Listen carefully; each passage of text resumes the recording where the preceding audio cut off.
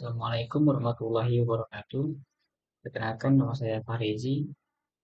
Kali ini saya akan membahas proyek akhir saya, yaitu yang berjudul Sistem Informasi Pemesanan Makanan Online untuk Restoran Lokal. Pertama-tama, saya akan membahas pemahaman studi kasus pada sistem informasi pemesanan makanan online untuk restoran lokal. Jadi, masalah utama di restoran lokal itu mereka sering banget kesusahan dalam mengatur pesanan kalau masih manual ya.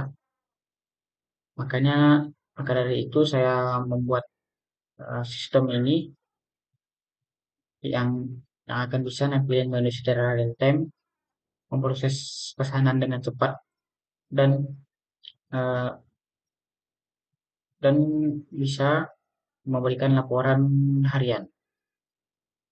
Dalam sistem ini eh, terdapat eh, terdapat tiga pihak yang terlibat.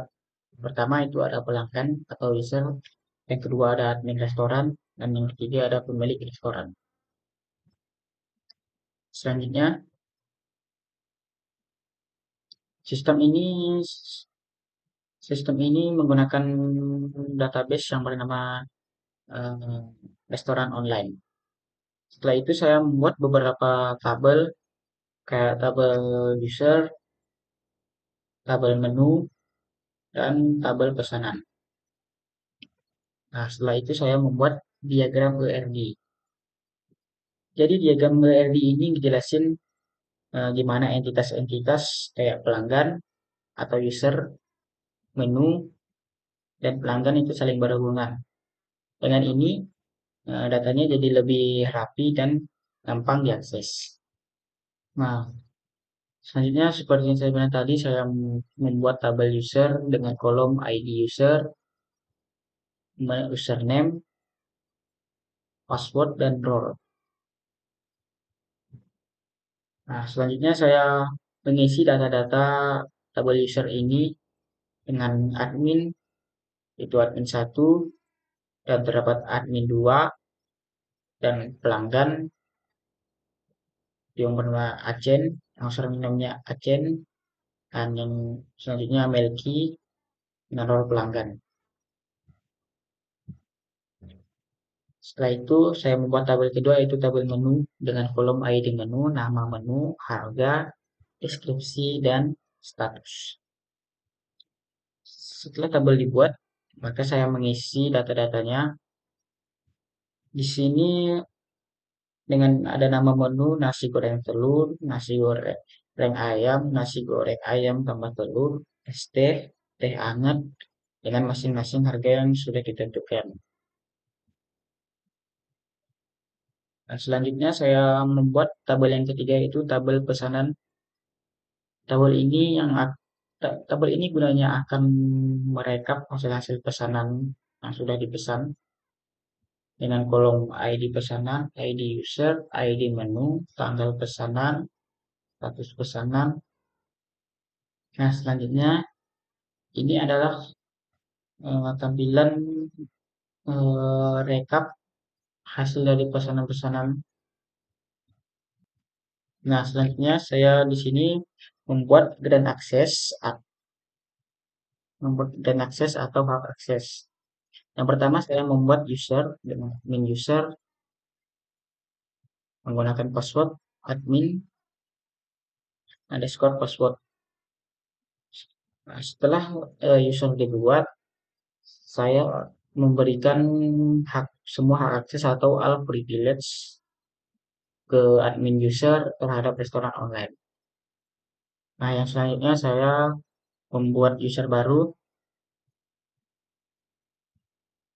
dengan nama customer user menggunakan password customer underscore password.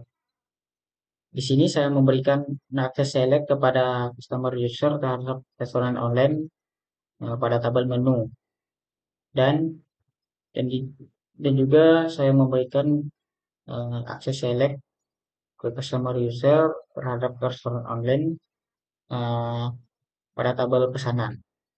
Nah, selanjutnya Nah, saya memberikan akses insert ke customer user terhadap pesanan online pada tabel pesanan.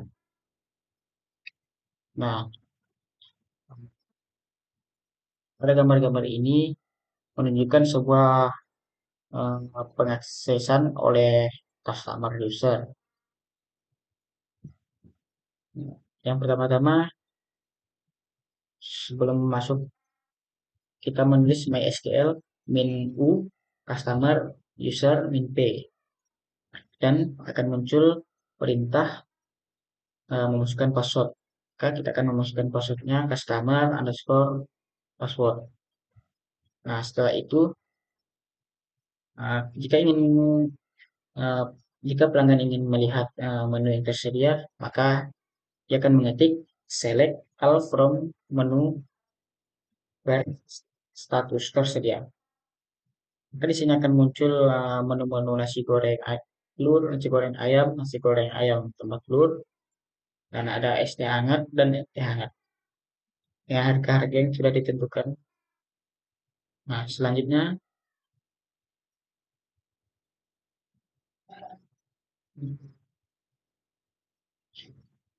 selanjutnya, apabila pelanggan ingin memesan, maka ia akan menambahkan eh, ID dari nama menu. Nah, yang di sini user 1 menambah pesanan dengan menu 6, yaitu ada nasi goreng telur dengan status yang sudah diproses. Nah, yang terakhir di sini ada diskusi, tantangan, dan solusi selama proses pengembangan. Nah, yang sangat menantang bagi saya itu pengelolaan brand akses ya. Nah, di sini proses bikin ini nggak semulus dan ada banyak tantangan. Misalnya yang mengatur hak akses user. Ya, misalnya pelanggan atau customer itu eh, nggak boleh sembarangan mengedit data kayak menu pesanan atau pesanan.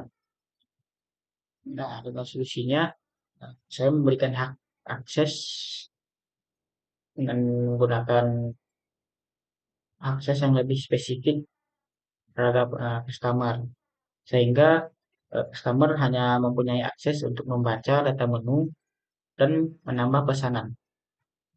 Nah, mungkin itu saja dari saya. Sekian dari presentasi saya. Terima kasih. Wassalamualaikum warahmatullahi wabarakatuh.